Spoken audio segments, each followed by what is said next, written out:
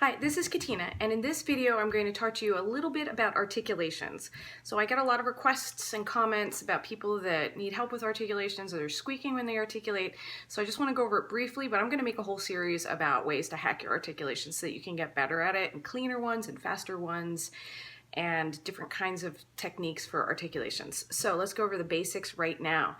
You're going to want to use the tip of your tongue right there on, everybody says the tip of the reed, but we should be clear that it's not the tip of the mouthpiece. So sometimes, sadly, I'll get students that come in and they think they need to be tonguing over here at the very, very top, and that's not really where you want to be.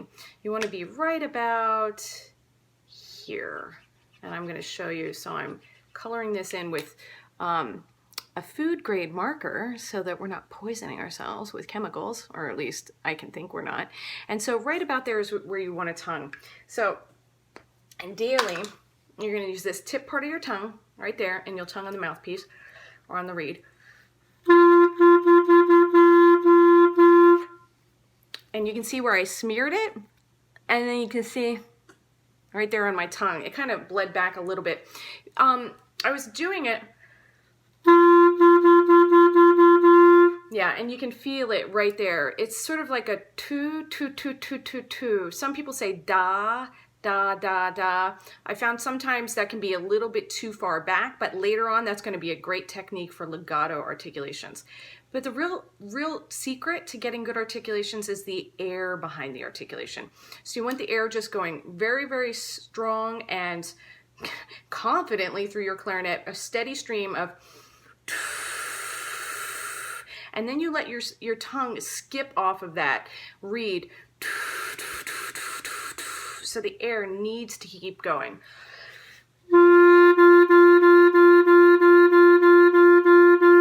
So that reed is constantly vibrating and the tongue is just sort of briefly interrupting that vibration. One of the analogies I use is, you know how blinking lights work at Christmas time, how the electric current is going straight through there always, and there's just sort of a skip off of that electric current? That's what you want with your reed. So the air is the electricity and the tongue is just sort of skipping off that reed. You want to keep it vibrating. A lot of times, sadly, I'll see this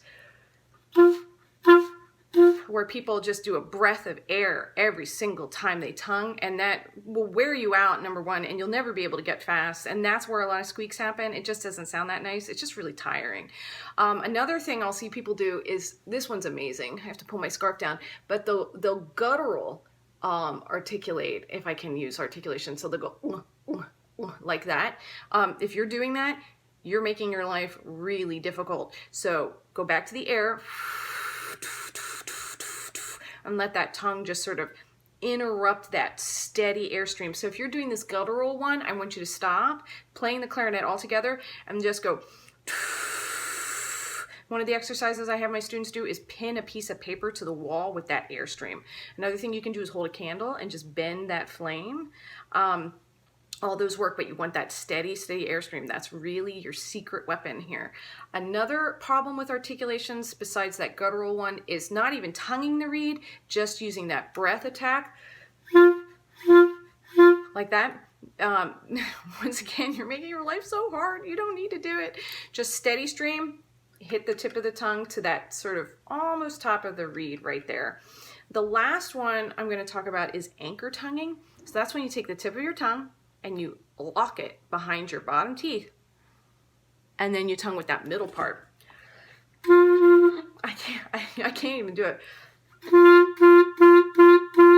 It's sort of hard to get a good embouchure when I do it that way too. That'll slow you down. It tends to be sluggish and thunky sounding, and it's really hard to tongue that way too. So I want you to evaluate where your tongue position is when you do that. There are some great clarinetists out there who shall remain nameless, but they have managed to make very great careers for themselves by getting very fast at anchor tonguing. So I'm not saying you can't do it and it's bad, but it really is difficult and challenging to make that sound good. There are other ways that are easier.